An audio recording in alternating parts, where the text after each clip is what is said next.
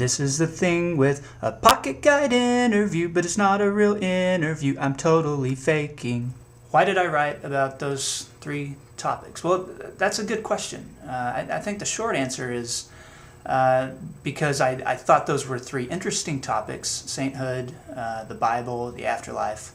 And also I thought they were topics that probably most of us would admit that we don't know enough about. With Pocket Guide to the Afterlife, I mean, clearly one of the most important questions that we ask, one of the most universal questions that anybody asks, is what happens after we die? Is this life all there is? Is death the end, or is there something beyond that?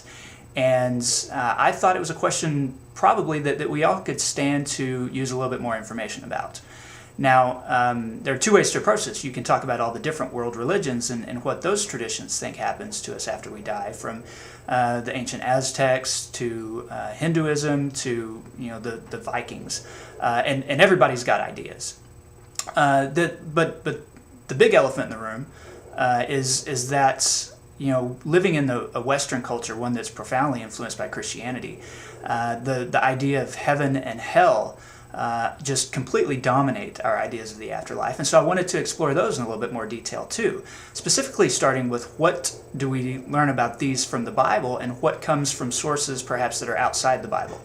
Sources like medieval art or the work of Dante, different things like that. And so really I wanted to educate myself, but also my readers on the topic of what happens after we die. What do we know? What do we sort of suspect? What are our mythologies about the afterlife, and where do those come from? And really the ideas and the stories are pretty entertaining, and so it fit pretty well within the Pocket Guide format. With Pocket Guide to the Bible, living in this American culture, there's no real argument that the Bible is the most influential book in our history.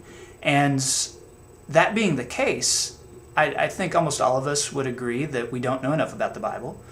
We don't know nearly as much as we should. Almost everybody has a Bible, but I think very, very few of us, a small percentage, have read much of it, nevertheless read it all the way through. And so what I wanted to do was just kind of provide an introduction to the Bible in a way that was not deep theology, that was not some sort of pious preacher's guide to the Bible or a Sunday school sort of thing, but really something that explores the content of the Bible, that explores a lot of the things that sort of happen in and around the Bible, including biblical translations and some of the controversial things.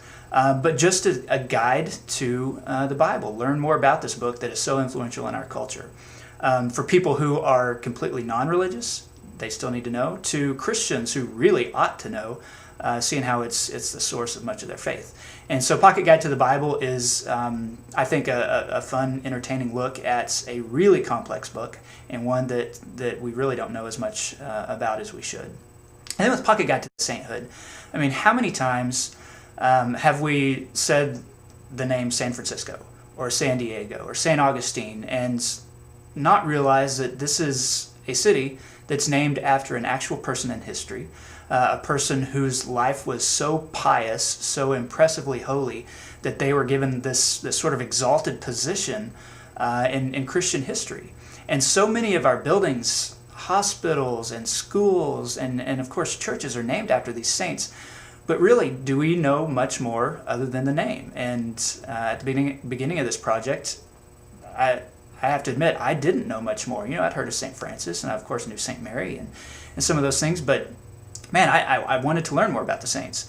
And really, this is a fascinating bunch of people. I mean, some of the stories are completely fantastical and unbelievable, but by far some of the most entertaining stuff I've ever read or written about.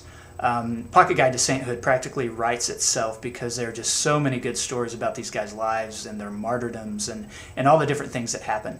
And so again, it's an educational book. It's a book that helps you realize the impact that some of these saints have had throughout history. But it's really fun, a fun topic to write about. I almost think Pocket Guide to Sainthood is my favorite of the bunch. But yeah, Pocket Guide to the Bible, Pocket Guide to the Afterlife, and Pocket Guide to the Sainthood all are meant to be educational, but in the same way as entertaining as I could make it.